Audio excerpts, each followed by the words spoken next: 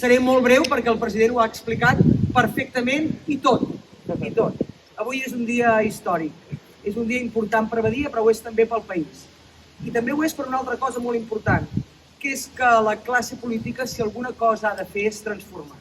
I ho ha de fer al costat, òbviament, de la ciutadania, d'aquest activisme, que aquí a Badia en sou un exemple increïble, de lluita, de constància, de reivindicació al final per un tema que és el que avui ens ocupa, és el tema de l'amiant.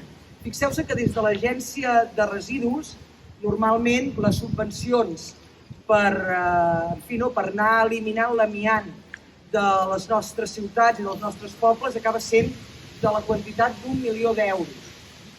La idiosincràsia i la singularitat que deia el president de la vostra ciutat, de Badia, és única, és específica, és, si em permeteu, excepcional.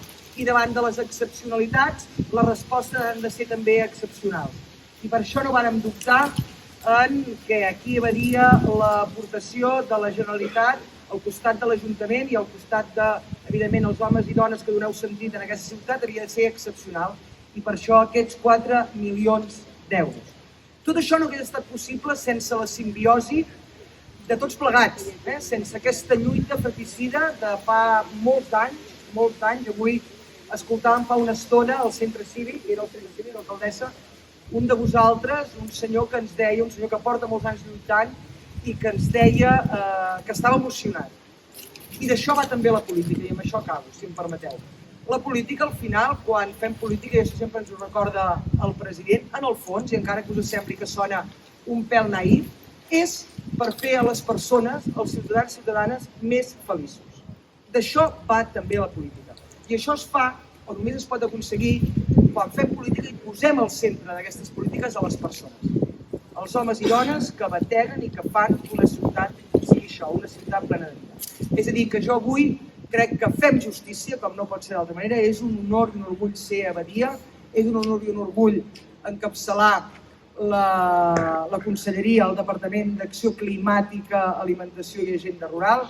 És un goig poder haver fet tota aquesta feina al costat del director de l'agència, però sobretot també amb la connivència de l'Ajuntament i els seus tècnics i, com no pot ser d'altra manera, de qui ha fet bategar i qui ha fet això possible durant més de 4 dècades. És a dir, que felicitats a totes i a tots. Ara ens ve molta feina, però de ben segur aquesta simbiosi, aquesta sinergia, aquest múscul que hem aconseguit serà el que ens portarà durant aquest període d'aquests anys que esperen a eliminar aquest element tan nociu de les nostres vides i sobretot de Badia. Per la salut, per la vida, per molts anys Badia.